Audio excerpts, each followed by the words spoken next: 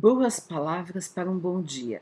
Estamos adentrando a semana do Natal e ainda continuamos, claro, a falar sobre Jesus. Até o dia 24 estaremos aqui todos os dias ainda falando sobre o Mestre Nazareno. E hoje eu vou dar uma outra perspectiva. Estamos aqui fazendo várias perspectivas: judaica, muçulmana, cristianismo tradicional, leituras do cristianismo. E hoje eu vou fazer dar uma perspectiva política, né? Tem um livro que está esgotadíssimo, chama-se Cristo Maior dos Anarquistas. Eu ontem vi na estante virtual um exemplar por R$ 420. Eu tenho aqui ele ainda já sem capa, né? Eu nem sei como veio parar aqui nas minhas mãos e eu não tenho nem a capa dele. Mas é muito interessante porque é um autor que quase ninguém conhece, eu pelo menos não conhecia, chamado Aníbal Vaz de Melo. E ele defende a ideia de que Cristo foi um anarquista. Vamos explicar primeiro. Anarquista não quer dizer alguém que faz anarquia no sentido pejorativo do termo, né? Porque o termo ficou muito popularmente entendido como algo como bagunça, como desordem, né? Ao contrário, né?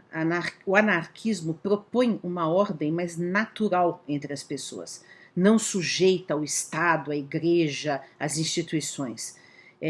Afirma a liberdade suprema do ser humano e a possibilidade dos seres humanos se auto-organizarem. Então, por exemplo, uma ideia anarquista é o cooperativismo, são as organizações livres, né, que nem são lucrativas e nem submetidas ao poder do Estado, né? Então, ele está defendendo a tese aqui de que Jesus foi alguém que não se submeteu a nenhum poder e afirmava a extrema liberdade do indivíduo acima de todas as convenções. Vamos ver. Ele primeiro cita, né, eu vou ler alguns trechinhos aqui desse livro para vocês. Ele primeiro coloca como epígrafe um trecho da Maria Lacerda de Moura, que foi uma mulher anarquista, espiritualista, espírita, depois teosofista, mas uma mulher fantástica, educadora brasileira, né, do começo do século XX. E ela dizia o seguinte: nas estradas da Judéia, em caminho do Gólgota ou do Monte das Oliveiras, por entre as imprecações e as injúrias dos escribas e fariseus da religião e do Estado, já o doce Galileu ouviu esta apóstrofe: anarquista, Maria Lacerda de Moura. E aí, diz Aníbal, anarquia, que foi um sonho generoso, uma utopia, um anseio de amor e de fraternidade, imaginado e sonhado pela bondade santa de um Réclus, de um Bakunin, de um Malatesta, de um Kropotkin, apresenta na série de seus grandes adeptos um gigante anarquista, o Cristo. O Galileu foi, na verdade, o maior dos anarquistas. As multidões ignárias, intoxicadas de fanatismo político e de intolerância religiosa, atiravam às vezes às faces serenas do rabi apóstrofes e insultos violentos, e o alto sacerdócio farisaico via na sua pessoa um perturbador da ordem, um corruptor da nação e um terrível rival de César. As multidões e os escribas da religião e do Estado não sabiam que proferiam inconscientemente uma verdade. Anarquista? Sim, o maior deles. O seu sistema de filosofia revolucionária culmina na mais completa e absoluta negação de todo artifício legal urdido pelas armadilhas políticas e pelas classes exploradoras. Exigiu apenas o aperfeiçoamento interior e individual como base para a transformação e para a harmonia social.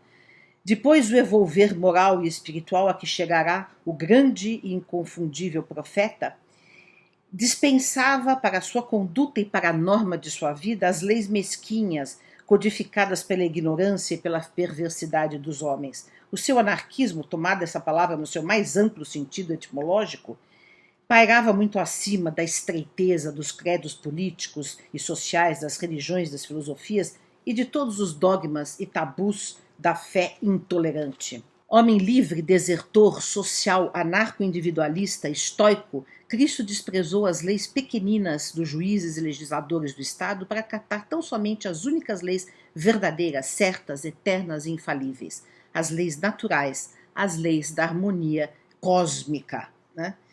Então ele entende que, eu também entendo assim, né? Que os seres humanos, quando se alinham às leis divinas universais, quando se alinham à consciência que já trazem dentro de si, quando despertam essa consciência, não precisam de poderes instituídos para limitá-los, para organizá-los, para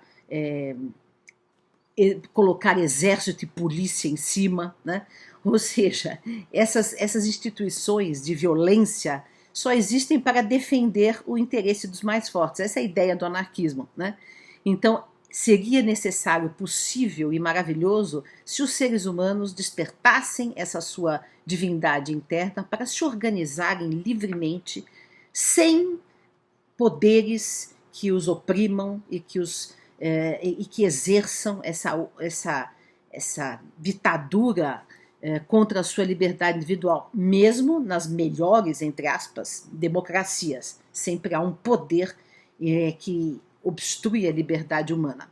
Então, essa ideia aqui de que Jesus foi um mestre absolutamente livre e que abre as comportas da liberdade humana e da vivência de uma moralidade que não é submetida às instituições, ao Estado, às igrejas, é uma visão que também possível da mensagem de Jesus.